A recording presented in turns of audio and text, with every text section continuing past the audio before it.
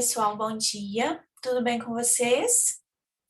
Bom, hoje dando seguimento então à nossa disciplina, à nossa matéria, nós vamos estudar aí os títulos executivos. Tanto os judiciais estão lá no artigo 515 do Código de Processo Civil, quanto os extrajudiciais estão lá no artigo 784 do Código de Processo Civil, tá? Além disso, a gente também vai começar o estudo da liquidação de sentença, tá? Uma disciplina bem interessante, uma matéria bem legal mesmo. Lembro a todos que o nosso fórum de discussão, ele está disponível, deve ser respondido até o dia 18, tá? Não deixem de responder o nosso fórum de discussão até o dia 18, ok? Vale 10 pontos. Tem um vídeo no grupo de como fazer o acesso, tá? Não se esqueçam de responder ao fórum de discussão. Bom dia, Aline. Bom, então, dando seguimento aqui, gente, agora a gente estuda os títulos executivos judiciais, tá? E aí, eles estão lá listados no artigo 515. O primeiro título executivo judicial que a gente vai estudar é aquele que tem no inciso 1 do artigo 515, ou seja, as decisões proferidas no processo civil que reconhecem a exigibilidade de obrigação de pagar quantia, de fazer, de não fazer, ou de entregar coisa, né? As decisões judiciais, tá, gente? Esse é um título executivo judicial por excelência. Inclusive, né, dentro dos nossos exemplos, gente, o título executivo judicial que a gente mais exemplifica é exatamente esse do inciso 1, tá? As decisões judiciais nos processos, né? Finais, as sentenças, tá? As decisões aí que finalizam o processo, né? E que reconhecem, assim, a existência de algum tipo de obrigação, uma obrigação de fazer, de não fazer, de entrega de coisa, tá? De quantia, de alimentos, né? Em face da fazenda pública, tá? O próximo título, lá no inciso 2, que é a decisão homologatória de autocomposição judicial. O que é isso, gente? As partes em juízo fazem um acordo e o juiz homologa esse acordo. O que é o ato de homologação? É o juiz bater o martelo em cima do acordo que foi celebrado ali pelas partes, tá? Então, é um outro título executivo judicial, tá? O próximo título executivo judicial que a gente estuda é o do inciso 3, a decisão homologatória de autocomposição judicial, tá? De autocomposição, melhor dizendo, extrajudicial, de qualquer matéria. O que quer dizer isso, gente? Essa autocomposição extrajudicial de qualquer natureza. Suponhamos que você firme um acordo no seu escritório, tá? Uma pessoa te procura e ela diz o seguinte: eu tive uma batida no meu veículo, tá? A Maria, ela bateu no veículo do João.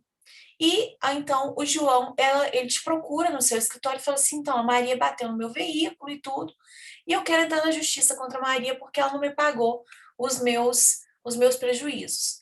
Você, então, fala assim: Maria, se você me autorizar, eu posso entrar em contato antes com o João para verificar se ele tem aí interesse no acordo. E a Maria fala assim: sim, pode entrar em contato com o João. Eu, então, ligo para o João, informo que a Maria, né, é, é, esteve ali a Maria bateu no carro do João, né? Então o João esteve no meu escritório, desculpa, gente. Então eu entro em contato com a Maria e falo com ela, falo assim: Maria, o João tá aqui no meu escritório, ele tá me contando que você bateu no carro dele e que você não pagou aí os prejuízos. Será que seria possível, Maria, nós conversarmos para a gente poder chegar num acordo? Maria fala assim: sim, é possível. Eu marco então uma reunião com a Maria, converso com ela, ela aceita fazer um acordo com o João, eu redijo um termo de acordo em que a Maria reconhece ali a sua responsabilidade em relação a esse acidente e ela também reconhece os danos do João e se compromete a indenizar o João, tá? Esse acordo, então, ele é proposto, ele é mostrado, né, tanto para Maria quanto para o João lá no meu escritório. Maria e João assinam esse acordo, tá? E ao assinar esse acordo, gente, eles concordam com tudo que está ali. Eles assinam, tá? Eu assino também. Isso se tivesse já duas testemunhas assinando, gente, isso já seria um título executivo extrajudicial. Entretanto, Maria e João me pedem para homologar este acordo, por conta de uma segurança que eles se sentiriam mais, com mais segurança, mais confiantes, tá? O título executivo extrajudicial, gente, nós vamos dar ele daqui a pouco, ele tem aí todo o seu grau de confiança e tem o processamento também da execução de toda forma. Mas existem pessoas que mesmo assim preferem aí que o juiz bata o martelo, né? Tem aquela questão daquela ilusão de que, não, se o juiz está analisando, se ele bateu o martelo, a parte contrária não vai ter coragem de descumprir, enfim. Isso existe, tá? Na cabeça de algumas pessoas. Vou falar para vocês que a validade de um título quanto de outro é a mesma. Inclusive, se a gente for pensar em termos de processamento, o título executivo extrajudicial é até muito mais rápido, mas respeitando então a vontade da Maria e do João, né? Principalmente do João, que foi quem me procurou para poder relatar que a Maria tinha batido no carro dele, eu então apresento esse termo aí de acordo que eu firmei entre as partes em juízo para que o juiz homologue, tá? Esse acordo, gente, uma vez feito extrajudicialmente lá no meu escritório, uma vez homologado, é título executivo judicial. O próximo título que a gente vai estudar é o título que está lá no inciso 4 do artigo 515, tá? É o formal de partilha e a certidão de partilha exclusivamente em relação ao inventariante, aos herdeiros, aos sucessores, a título singular ou universal. Percebam, gente, esse título, tá? Ele existe. Entretanto, apenas em relação a essas pessoas. O que quer dizer isso? Suponhamos que no formal de partilha ficou, então, decidido, dentre todos os bens, suponhamos que tá entrando mais gente aqui, suponhamos que temos lá a Maria, o João e o Joaquim, tá? Como herdeiros aí da dona Lúcia, ok? Dona Lúcia faleceu e deixou, então, 3 bens, tá? No formal de partilha, gente, Maria ficou com o bem A, o João ficou com o bem B e o Joaquim ficou com o bem C. Só que acontece que a Maria está morando no bem C, tá? E a Maria falou que ela já morava lá e que ela não vai sair. Só que no formal de partilha, gente, ela deve ocupar o bem A. E o Joaquim deve ocupar o bem C, tá? O que é que o Joaquim pode fazer, então? Através desse formal de partilha, já que tanto ele quanto a Maria são sucessores da dona Lúcia, ele pode, então, fazer apenas o cumprimento da sentença para que a Maria entregue a coisa a Joaquim. Então, gente, ele vai pedir através, a gente vai estudar esse tipo de cumprimento de sentença, que é o cumprimento de sentença de entrega de coisa. Ele pode pedir, então, que a Maria desocupe este bem para que ele possa, então, entrar nesse bem, para que ele possa ocupar esse bem. Inclusive, se a Maria, devidamente intimada, não desocupar esse bem, o que vai acontecer é que o juiz vai emitir um mandado de emissão na posse, que vai possibilitar com que o Joaquim então ocupe este bem, tá? Mas o que eu quero dizer? Isso só vale, gente, para sucessores. Se por um acaso uma pessoa estranha a eles morasse nesse bem, tá? Suponhamos que a Maria deveria ocupar o bem C. Só que esse bem C, gente, está emprestado para uma vizinha da dona Lúcia. E essa vizinha da dona Lúcia falou que não vai sair de lá de jeito nenhum. A Maria pode utilizar, né, do formal de partilha e do cumprimento de sentença em face dessa vizinha da dona Lúcia? Não. Por quê? Porque ela não é herdeira, ela não é sucessora. E percebam, no inciso 4, é bem explícito isso, gente.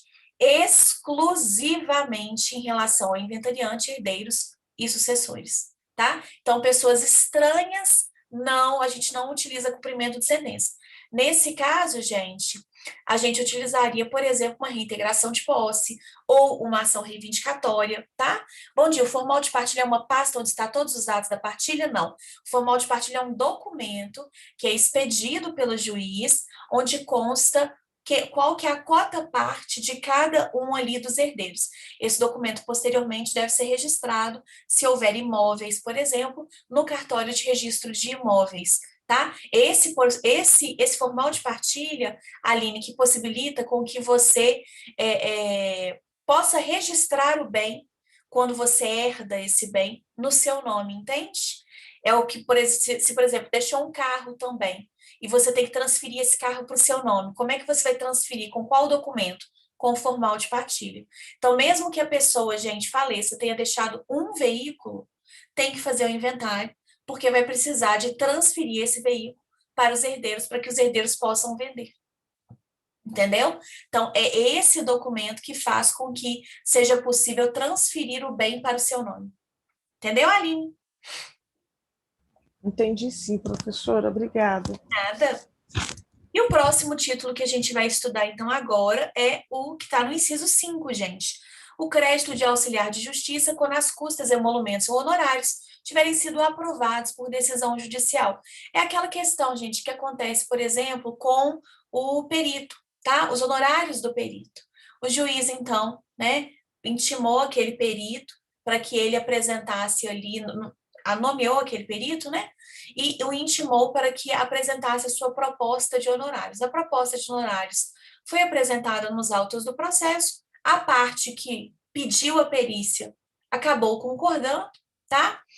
Foi pedido que essa pessoa recebesse apenas ao final do processo, ou então foi feito o pagamento em duas parcelas, 50% antes da realização do serviço, e os outros 50% deveriam ter sido feitos, né, o pagamento após a apresentação do laudo pericial. O laudo pericial foi devidamente apresentado no processo, entretanto, a segunda parcela da perícia não foi devidamente paga, tá?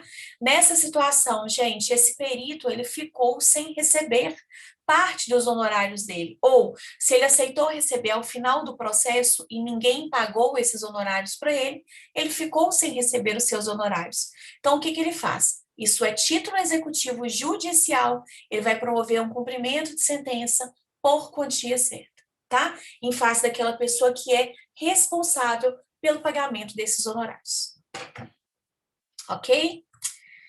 E o próximo que a gente vai estudar é o título que está lá no inciso 6, a sentença penal condenatória transitada em julgado. Gente, nós já falamos um pouquinho a respeito dessa sentença penal condenatória transitada em julgado, que gera o dever de indenizar, né? É comum, inclusive, que o juiz da esfera criminal já fixe um patamar mínimo ali de indenização, caso a pessoa, a vítima, né, não concorde com aquele valor, é possível que ela, antes de fazer o cumprimento de sentença na esfera civil, que ela faça o procedimento de liquidação de sentença, que a gente vai estudar daqui a pouquinho, na segunda parte da nossa aula, tá? Então, é comum que isso aconteça, e isso é título executivo judicial, tá? Por quê? Porque é uma decisão judicial, é uma sentença, embora seja dada na esfera penal, nós já falamos aqui que, sendo reconhecida, gente, a culpa na esfera penal, sendo reconhecida ali, né, a pessoa sendo condenada, há o dever de indenizar os possíveis danos na esfera civil, tá? Bom, o próximo está lá no inciso 7, é a sentença arbitral. Eu já até dei um spoiler aqui, há umas 2 semanas atrás, quando nós estudamos aí a legitimidade, tá?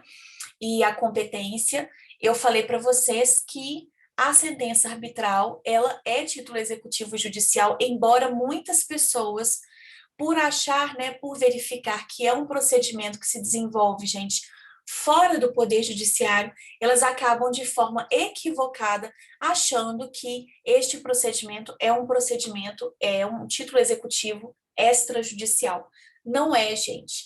Muito embora, tá? o procedimento arbitral se desenvolva dentro das câmaras arbitrais, das câmaras de mediação e arbitragem, né? Este procedimento é regulamentado por lei e a decisão que for dada neste procedimento, ou seja, a sentença arbitral é título executivo judicial. O que quer dizer isso? Se essa decisão, gente, se essa sentença arbitral não for cumprida por alguma das duas partes, aquela parte que foi prejudicada pelo não cumprimento daquela sentença poderá, então, fazer o cumprimento da sentença na esfera, né, estadual, na esfera civil. A princípio, justiça estadual e, a princípio, também competência da esfera civil, tá? Então, eu vou pegar essa sentença arbitral e vou dar início a um cumprimento de sentença agora perante a justiça. Não existe procedimento de cumprimento de sentença lá nas câmaras arbitrais, ok? Então, muito embora a decisão seja da Câmara Arbitral, o cumprimento de sentença se dá aí na justiça. E a última, tá? O último título, penúltimo título, é a sentença, é o que está no inciso 8, a sentença estrangeira homologada pelo Superior Tribunal de Justiça. Nós já falamos também um pouquinho, quando falamos de competência, a respeito dessas sentenças estrangeiras. Cabe ao STJ verificar se essa sentença está em conformidade com o direito brasileiro, para que aí sim ela possa vir a ser cumprida no Brasil. Tá? Então, é título executivo judicial. A sentença estrangeira devidamente homologada pelo STJ. E, por último, não menos importante, a gente tem o título aí que está no inciso 9 do artigo 515, que é a decisão interlocutória estrangeira após a concessão do exequatur à carta rogatória pelo Superior Tribunal de Justiça. Vamos traduzir, gente. É a decisão interlocutória estrangeira, tá? Onde o STJ, gente, analisou esta decisão e expediu o cumpra-se, tá? Então, esse exequatur, gente, é sinônimo de cumpra-se. Então, é uma decisão interlocutória estrangeira que chegou no Brasil para ser cumprida. O STJ analisou essa decisão, verificou que ela está em conformidade com o direito brasileiro e expediu o cumpra-se, ou seja, certificou que ela pode ser cumprida aqui no Brasil. Tá? Isso é título executivo também judicial. Alguma dúvida, gente, a respeito dos títulos executivos judiciais? Não, professora, Não? tranquilo. Tá tudo tranquilo? Tá sim. Perfeito. Só na hora da prova. É, né? Na hora da prova vocês têm dúvida, né? Eu acho engraçado também, viu? Já vi muito isso também, de vocês terem dúvida na hora da prova. Aí, deixa eu pegar aqui. Só um papel, um documento aqui. Que vai servir para a gente agora, para a gente poder falar um pouquinho a respeito dos títulos executivos extrajudiciais, tá? Vamos lá, então.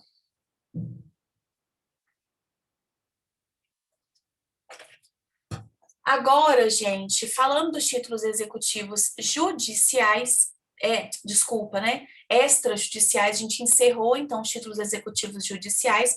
A Aline já falou que só tem dúvida na hora da prova, né? Super comum que isso aconteça, tá? A gente dá início, então, aos títulos executivos extrajudiciais, estão lá no artigo 784. O primeiro inciso, gente, vai tratar de uma série de títulos executivos extrajudiciais. Vai falar aí da letra de câmbio, da nota promissória, da duplicata, da debênture e do cheque, tá? A letra de câmbio, gente, vocês ainda vão estudar esses títulos de forma mais profunda em direito empresarial, quando vocês estudarem títulos de crédito. Muito em breve vocês vão fazer esse estudo aí com o professor Mairink, tá? Mas eu já adianto para vocês, para que vocês possam aí entender o que é cada um desses títulos, que eu acho que fica mais fácil da gente enxergar. A letra de câmbio, gente, ela é um título que ela ainda é muito utilizada entre instituições financeiras, tá? Mas ela é um título que é pouco utilizada pelas pessoas, mas já foi muito utilizada no passado, tá? Já foi muito utilizada no passado. O que acontece, gente? Ela envolve uma pessoa que vai expedir essa letra de câmbio, tá? Que é o sacador. Envolve a pessoa que vai receber essa letra de câmbio, que é chamada de sacado, e envolve, gente, uma terceira pessoa que vai pagar esse título, tá? O valor desse título para o sacado, que é chamada de tomador, é um credor específico, tá? Então, ela é bem eclética, né? Assim, digamos assim, bem diferente de tudo que a gente estudou até o presente momento. Então, o saque da letra de câmbio, gente, basicamente envolve o sacador que emite esse título, tá? Ao pagamento, ao sacado, desculpa, que vai fazer esse pagamento, e o tomador, que vai ser aquela pessoa que é aquela credora específica do título, tá? Então, envolve aí 3 pessoas. Uma que expede o documento, uma que vai pagar o documento e uma pessoa que vai receber o documento, ok? Sacador expede o documento, sacado vai receber o documento, vai pagar o documento, desculpa, e o tomador é o credor específico que vai receber aquele documento, vai receber aquele valor. Professora, mas me explica por que isso acontece? Me dá um exemplo de um caso prático? Dou sim, tá? E desse exemplo vocês vão entender por que hoje ela é pouco utilizada entre pessoas comuns. O que acontece, gente? Vamos pensar no seguinte exemplo. O Joaquim, tá? No início do século XX, precisou fazer uma viagem lá para a Itália, de navio, tá? No início do século XX, gente, a gente já tinha aí cartão de crédito internacional? Tinha, gente? Cartão de crédito Não. internacional? Tinha, não. Tinha Pix?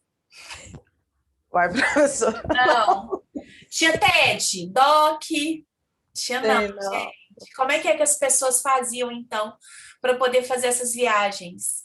Ou elas enfiavam dinheiro dentro da meia, né? Sério. Correndo risco, porque o navio poderia aí ser invadido por piratas, não é verdade? Esse dinheiro poderia se perder, enfim, ser furtado dentro do navio. Ou então elas teriam que pegar esse dinheiro lá de alguém. Ao chegar, ao aportar na Itália, ela precisaria de alguém lá em loco para poder passar, emprestar esse dinheiro, né, para essa pessoa, tá? Então, vamos pensar esse Joaquim que foi fazer essa viagem para a Itália, gente. E aí, então, Joaquim vira e fala com o Luigi, né? Conhece o Luigi, fala assim: Ô Luigi, então, eu vou fazer uma viagem para a Itália e quando eu chegar lá, eu vou precisar de dinheiro. O que você pode fazer para você me ajudar? Luigi, então, fala assim: só um minutinho, Joaquim, que eu vou emitir aqui uma letra de câmbio, tá? O Luigi, gente, é o sacador que está emitindo essa letra de câmbio, tá? O Joaquim, ele é o tomador, que é aquele credor específico, ou seja, que vai receber essa letra de câmbio. E aí, então, o Joaquim, ele é instruído pelo Luigi para poder pegar essa letra de câmbio e chegando lá na Itália, é passado para ele um endereço específico, ele vai bater na porta lá do Giovanni, e aí o Giovanni vai, então, receber esse documento do Joaquim e vai efetuar o pagamento dessa letra de câmbio. E assim, nessa confiança, então, o Joaquim embarca no navio com a letra de câmbio, com o documentozinho lá que foi expedido pelo Luigi, que é o sacador, tá? Então, nesse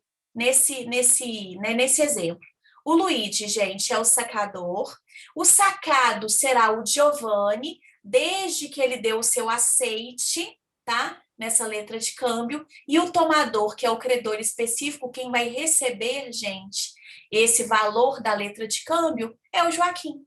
Joaquim chega lá na Itália, procura o endereço específico, bate na porta do Giovanni, fala assim: oi, Giovanni, tudo bem? Meu nome é Joaquim e tudo, eu tô aqui, ó, tem uma letra de câmbio aqui, ó, tem um documento para poder te entregar, que foi expedido por um amigo seu lá do Brasil, Luigi. Ah, conhece mais o Luigi? Deixa eu ver aqui o que é. O Giovanni, então, analisa aquela letra de câmbio, assina ela, pega o dinheiro, entrega para o Joaquim, fecha a porta e pronto, acabou. Professora, mas por que é que o Giovanni vai fazer isso? Gente, muito provavelmente é porque existem transações comerciais entre ambos. Existe, às vezes, um favor, enfim, gente, existe ali uma relação entre o Luigi, que está no Brasil, e o Giovanni, que está lá na Itália. Ele não ia fazer isso pelos, né, belos olhos aí, por exemplo, do Joaquim. Ele não ia virar e falar assim, ah, não, vou fazer isso aí, porque eu gosto também demais do Luigi, então peraí que eu vou te entregar aqui o dinheiro. Não existe almoço grátis. A gente sabe muito bem disso, né?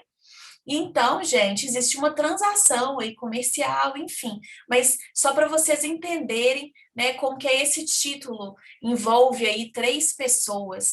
E hoje em dia, gente, entre pessoas físicas, não é um título que é comum, né? Hoje, se a gente vai fazer, por exemplo, uma viagem, o que que a gente faz? A gente usa cartão de crédito internacional, você consegue fazer, se você precisar de dinheiro lá fora, você consegue, é possível que seja feita uma transferência, enfim, né? A gente tem aí a internet a nosso favor, mas antigamente nós não tínhamos. Esse título ainda subsiste entre instituições financeiras, tá? Entre bancos, né? No mercado financeiro ele ainda é muito utilizado, tá, gente? Ainda é muito utilizado. Mas entre pessoas naturais é pouquíssimo utilizado, tá? Já Bom, utilizou alguma delas? nunca Alguma utilizei, vez? gente, nunca utilizei. Vou falar com vocês com bastante sinceridade que, assim, eu estudei ele na faculdade e nunca tinha entendido muito bem a respeito dessa letra de câmbio. Não, nunca tinha entendido por que envolvia 3 pessoas. Para mim não fazia sentido. A maior parte dos títulos, né, gente, envolve somente 2 pessoas. Eu não conseguia entender por que tinha o sacador, o sacado, o tomador. Eu não entendia.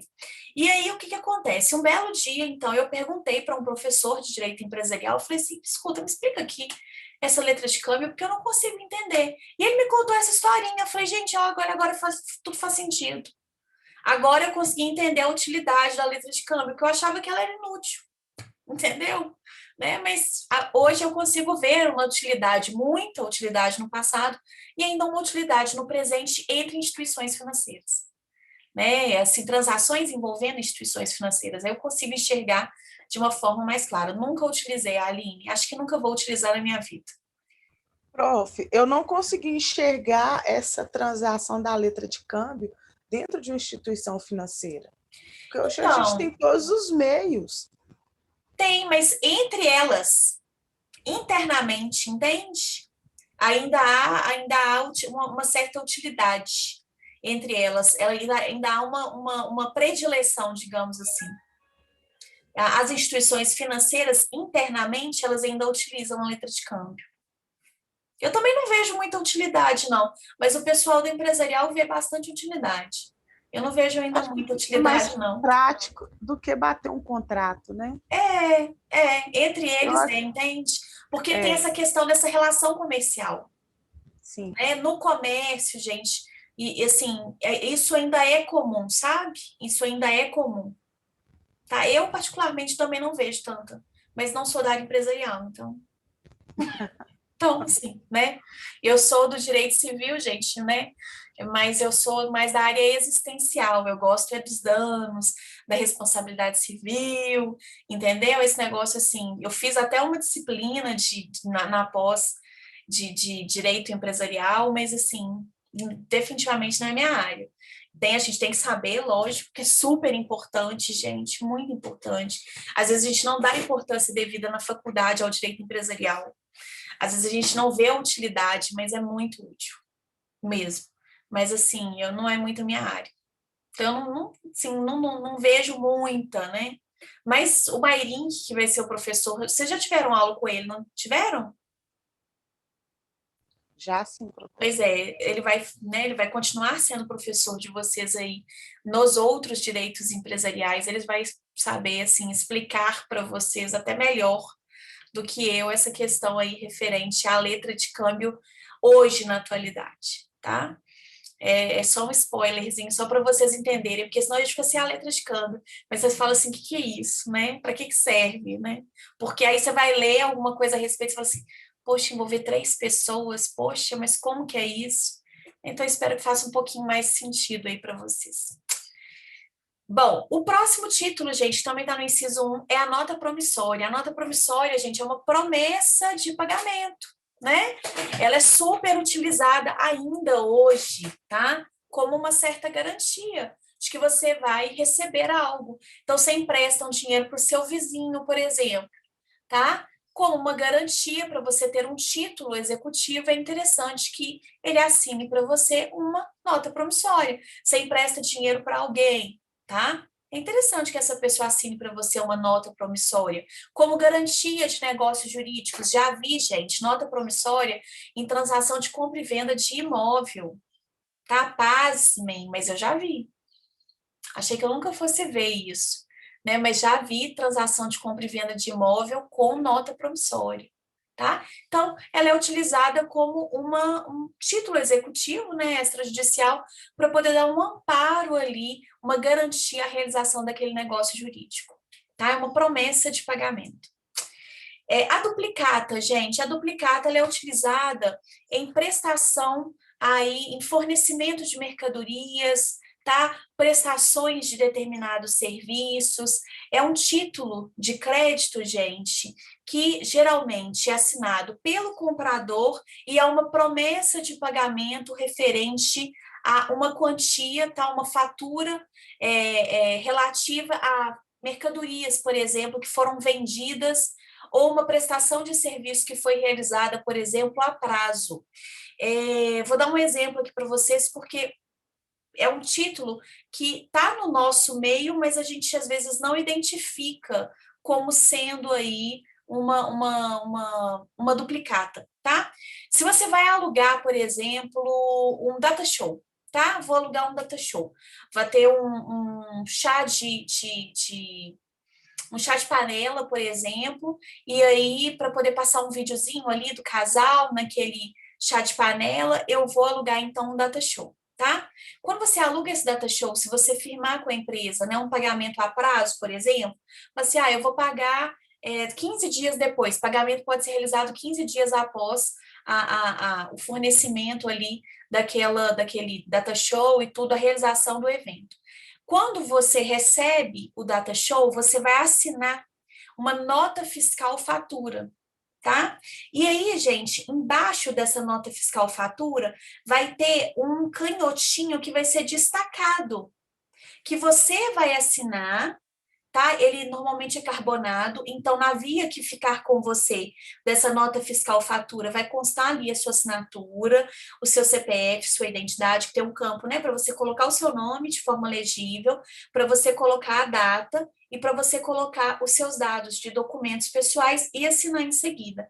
Esse canhotinho, gente, é destacado, tá, dessa nota fiscal fatura. A pessoa que te forneceu, que te entregou esse data show, leva esse canhotinho embora e com você fica uma via carbonada, tá? A segunda via fica uma via, ali fica, nessa segunda via, né, que fica com você, fica ali o carbono, tá? Desse canhotinho. Esse canhotinho, gente, é a duplicata. Muitos de vocês, muito provavelmente, já devem ter assinado isso, né? Vende uma determinada mercadoria, chega a empresa para poder entregar lá no lugar que você trabalha. Aí fala assim, não, você pode receber aqui. Aí você foi lá e assinou. Você acabou de assinar uma duplicata, gente. Tá? É um título que está ali no nosso dia a dia, mas que às vezes a gente não identifica como tal. Tá? Isso é uma duplicata. A debênture, gente, ela funciona, né? Claro, Professora, eu não pois entendi não. bem essa duplicata. A duplicata, ela é um título que também traduz ali uma promessa de pagamento. Só que é uma promessa de pagamento de compra e venda, por exemplo, de mercadorias, de fornecimento de determinados serviços, entendeu? Por exemplo, locação de equipamentos. E aí, o que acontece? Quando você vai receber, que você não vai pagar na hora, por isso que você tem a duplicata, né? O pagamento é feito de forma posterior, 15 dias após a entrega daquele determinado produto, ou 15 dias ou uma semana após ali o fornecimento daquele determinado, a alocação daquele equipamento. Então, gente, é uma garantia que a empresa tem que você vai pagar, entende? Porque ela já te forneceu o serviço, ela já te entregou a mercadoria e ela não tem com você nenhum tipo de garantia. Se já tiver, por exemplo, passado no cartão de crédito na loja, gente, ficou só para poder entregar lá na sua casa, por exemplo, uma determinada mercadoria, você vai ter que assinar uma duplicata? Não, não vai ter. Mas quando você, por exemplo, né, você está trabalhando em um determinado lugar, gente, que os pagamentos são feitos por um setor específico, que é emitido um boleto posteriormente, enfim, ou que esse pagamento é feito por meio de cheque ou por meio de transferência bancária posterior ao fornecimento né, a entrega daquela mercadoria ou a alocação daquele determinado equipamento, isso fica como uma garantia, entende? Para a empresa que está fornecendo aquela mercadoria. Entendeu, Aline?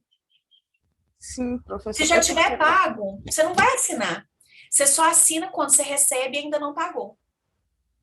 Sim, sim, agora ficou mais claro, sim. Entendeu? E eu não sei se você já viu uma duplicata, tá? Mas é esse canhotinho que você assina, né? Que você coloca ali os seus dados. Eu assinei vários na minha vida e nunca sabia, né? Quando Nunca a gente soube. aluga alguma coisa, né? Essas casas de locação, Aham, a gente assina, mas nunca isso. percebi. É uma duplicata. É uma duplicata. Nunca, Eu também juro. não sabia. Eu vinha saber só depois. Também. Tá? Não sabia. Né? Porque a gente não tem esse nome, não tem esse nome. Tem escrito assim, às vezes, nota fiscal fatura.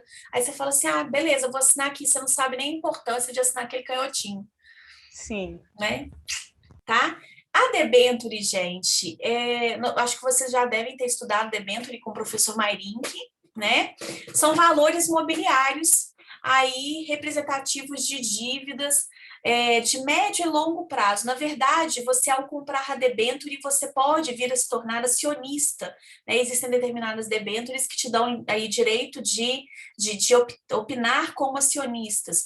Outras debêntures aí que você compra, você simplesmente se torna credor daquela determinada empresa. Então, é um investimento, gente, tá? Semelhante, guardadas as devidas proporções, por favor, ao que acontece na Bolsa de Valores, tá? Mas, por favor, guardadas as devidas proporções. Mas é semelhante. Você, com a compra da debênture, você se torna aí credor da empresa, tá? Algumas debêntures te dão direito a voto, enfim, né? Como se você se tornasse ali acionista daquela determinada empresa, tá? É um investimento de risco, né? Claro, tá? Porque se acontecer qualquer coisa com essa empresa, muito provavelmente você não vai receber, né? Mas é um investimento aí interessante. Para quem tem dinheiro, pode investir, não precisa de um retorno rápido, né?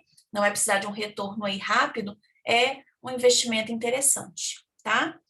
E o último, né, que é o mais comum de todos, que todos vocês já viram, imagino eu, né, é o cheque, tá? O cheque também é um título executivo extrajudicial. É talvez assim, o mais comum desses todos que a gente acabou de ver aqui. Os mais comuns são duplicar a nota promissória, a duplicata também é super comum, só que a gente não enxerga, né? Como tal, a gente não sabe. E o cheque. O cheque é o mais popular de todos, né? O cheque é uma ordem de pagamento à vista, muito embora a jurisprudência já tenha aí reconhecido, gente, a questão da validade do cheque, né, pré-pago, né, o cheque pré-datado, na verdade, pós-datado, né?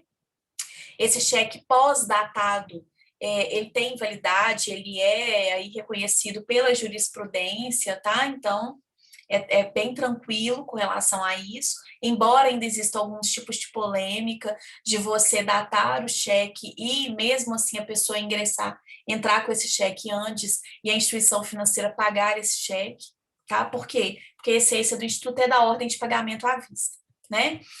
E é o mais comum de Professora, todos, pois não? desculpa, esse debênture, e como você Aham. dá um exemplo dele numa situação real? Então, vamos supor que determinada empresa coloca debêntures à venda, tá? Aí, gente, você compra esse debênture que é como se você emprestasse dinheiro para essa empresa e tivesse esse título que te garantiria ali, algumas debêntures vão te dar direito a voto. Então, você empresta dinheiro para essa empresa e tem como garantia, digamos assim, tá? A compra, né, dessa debênture. Então, você se torna um debenturista.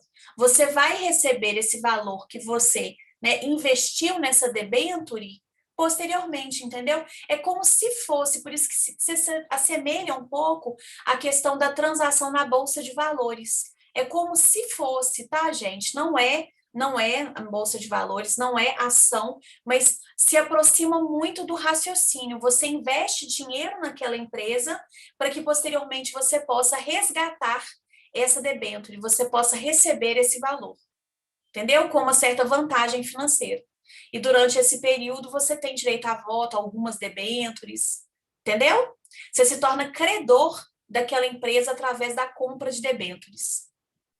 Ah, entendi. Entendeu? Por isso que é um negócio de risco. Por quê? Porque se acontecer qualquer coisa com aquela empresa, aí existem aquelas preferências com relação ao pagamento, né, dos credores. E aí você tá lá no final. Mas Aí tá bem parecido com esse negócio de bolsa de valores, né? é bem parecido. É parecido, tá? É parecido. O raciocínio é muito semelhante. Entendeu? Entendi. Aham. Obrigada. Nada. E aí, gente, né? Depois a gente vai estudar um pouquinho a respeito do protesto, tá? Desses títulos, tá? O protesto ele serve para duas coisas. Primeiro, para resguardar o direito àquele crédito, tá? Em primeiro lugar. E em segundo lugar, para poder tornar público que aquele débito ali existe, tá bom? Basicamente, né? Esse é o conceito de protesto, mas a gente vai estudar isso um pouquinho mais adiante. O aceite, gente, é o ato através do qual você se vincula àquele determinado título e àquela determinada obrigação, tá? Você reconhece ali o pagamento daquela determinada obrigação. O próximo, gente, o próximo título que a gente vai estudar, tá? Que está lá no inciso 2 do artigo 784, é a escritura pública ou outro instrumento público assinado pelo devedor. Então, gente, a escritura pública é um documento que é feito lá perante o cartório de notas, né? Pode ser um termo de confissão de dívida, por exemplo, feito lá no cartório. O devedor, então, assina esse documento, essa escritura pública, e isso é título executivo extrajudicial. Se aquilo que está ali escrito naquela escritura pública não for cumprido pelo devedor, é possível que haja uma execução daquela determinada obrigação, tá? Então, a escritura pública ou qualquer outro instrumento público assinado pelo devedor é título executivo extrajudicial. Inciso 3 agora do artigo 784, gente. Documento particular assinado pelo devedor e por duas testemunhas. Aqui a gente tem o termo de confissão de dívida feito de forma particular, tá? Assinado pelo devedor e por duas testemunhas, que é aquele documento em que a parte reconhece aquela dívida e se compromete a pagar aquela dívida, tá? É assinado pelo devedor e por duas testemunhas. O contrato, gente, entra aqui nesse documento particular assinado pelo devedor e por duas testemunhas. O acordo que é feito lá no escritório do advogado, que não é levado para homologação, gente, que é assinado pelo devedor e por duas testemunhas, tá? Então, é o documento que é assinado pelo devedor, que tem ali, né, uma determinada obrigação instituída e que, além da assinatura do devedor, tem assinatura também de duas testemunhas. Olha para vocês verem, gente, o tanto que é importante a assinatura de duas testemunhas, tá? Nesses documentos, e muita gente não dá essa devida importância. E a outra, a assinatura tem que ser nos dois documentos, nas duas vias, porque geralmente esses documentos são lavrados em duas vias. Uma via fica com o devedor e uma via fica com o credor. As duas devem ter aí a assinatura das duas testemunhas, as duas vias. Por que isso? Olha só para vocês verem. Há um tempo atrás, eu estava dando aula dessa matéria, um aluno meu que fazia estágio na Caixa Econômica Federal levantou a mão e falou assim, professora, por que o pessoal da Caixa, ao invés de fazer a ação de execução dos contratos, né, de financiamento e tudo, muitas vezes, ao invés de fazer a ação de execução, eles acabam escolhendo uma ação de cobrança ou mesmo uma ação monitória. Ação monitória vocês vão estudar comigo no semestre que vem, tá? É uma ação de procedimento especial. Mas por que é que eles acabam optando? Aí eu falei assim, uai, não sei se é um contrato assinado pelas partes, né? Pelo devedor, por duas testemunhas, a princípio, não teria motivo para você escolher um procedimento que é mais trabalhoso e que vai te dar ali, não vai te dar um retorno tão rápido quanto um processo de execução. Eu falei assim, olha direitinho e me fala. Aí ele falou, professora, eu descobri por quê. Porque tem muitos contratos lá na Caixa que não tem assinatura de duas testemunhas. E aí? Ah, não, passa ali para o caixa assinar rapidinho, passa ali para o gerente assinar rapidinho e pronto, tá resolvido? Não, gente. Porque a assinatura tem que estar em ambas as vias.